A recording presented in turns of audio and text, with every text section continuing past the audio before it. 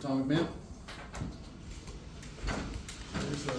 You came in, you inherited a great kicking core. How tough was it to part ways with Trent Sieg? What was behind that decision to kind of move on from Trent?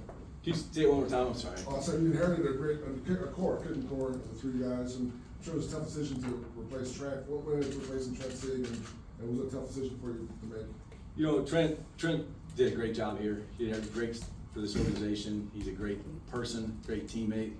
And really what it came down to is it's just, you know, it's a decision that we made with him, you know, from that unit. But in terms of who he is and what he's done here, I just want one thing to be said is he did a great job in this organization as a teammate and person, and we decided to make that move. So if he did a great job, why did you want to get rid of him?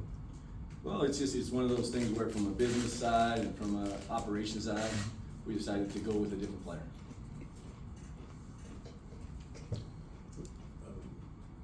I know there's been a kind of a lot of reaction to the kickoff changes in terms of the yardage and order for touchbacks. Is that something that you envision having a significant impact, just in terms of that aspect of special teams?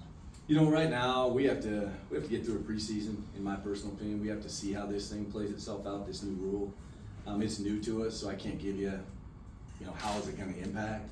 And we're still trying to learn all the different parts of the rule, you know, because there's going to be, you know, if it's a muff, it's this, that, the other. So we're going to work through it, and by the time we get through the preseason, I think we'll have a pretty good idea of how teams are going to use it, and then what we'll probably do with it too.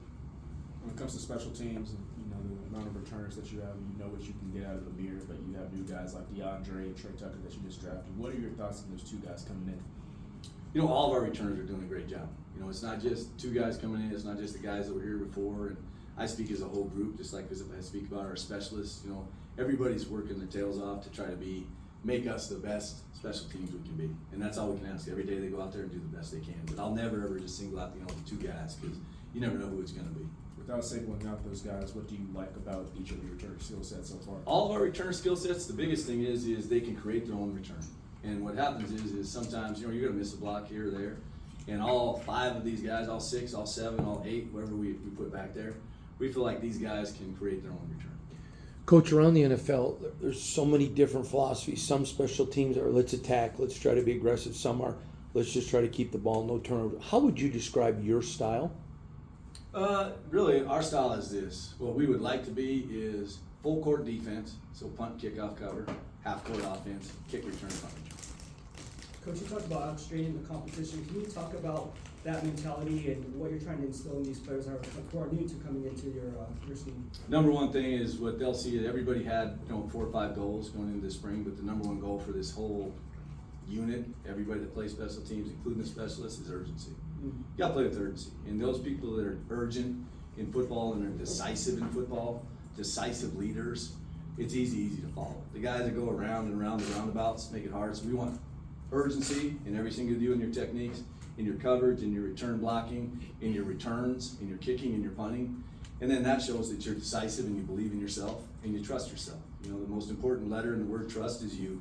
You know, it is. And then you try to earn the yes, which is the next letter from everybody else. So that's the biggest thing and these guys have been doing a great job of buying in. We have great leaders here, okay? Got great coaches that help us.